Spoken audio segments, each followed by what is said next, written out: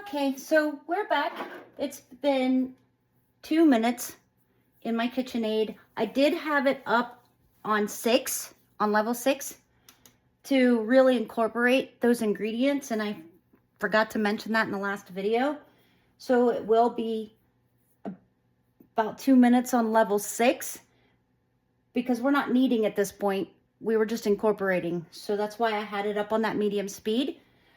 I also forgot to mention in the last video that this is going to show you what it's going to look like after incorporation, but we still need to do its kneading.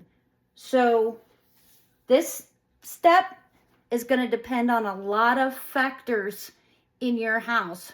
Temperature, how old your grain is, the humidity level.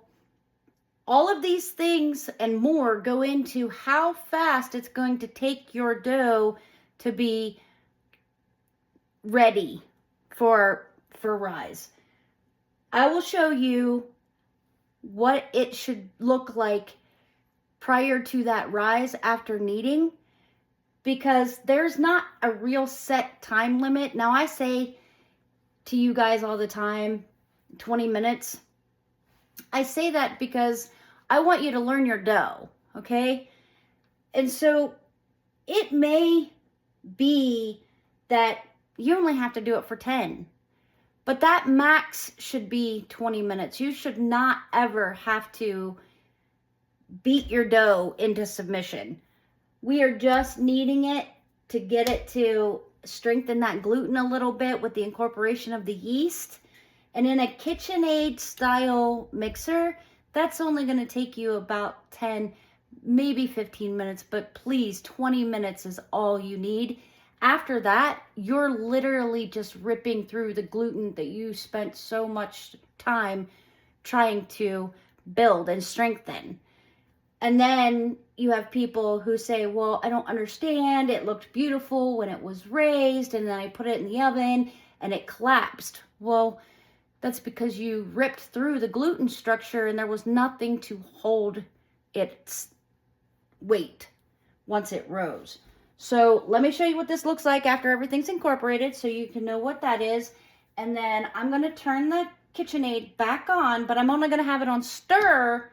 And then we're going to let this knead. And I'll let you know when I come back how long I let it knead.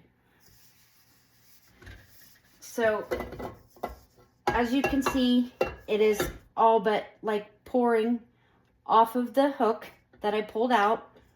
Okay. It's still got its stretch.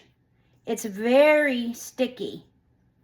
This is okay. This is what we want. We just incorporated all the other wet ingredients into this dough. The kneading is going to have this come together, and it's going to smooth out and bring it to where if I touch it with wet fingers, I won't be pulling any dough up with my fingers like I am doing right now. So everything's incorporated. It now looks like overly cooked oatmeal, I would say. It is runny. You see it running off the side. Not really running because it won't come out of the bowl, but runny enough to pull off the side. So we're ready now to start the timer for the kneading.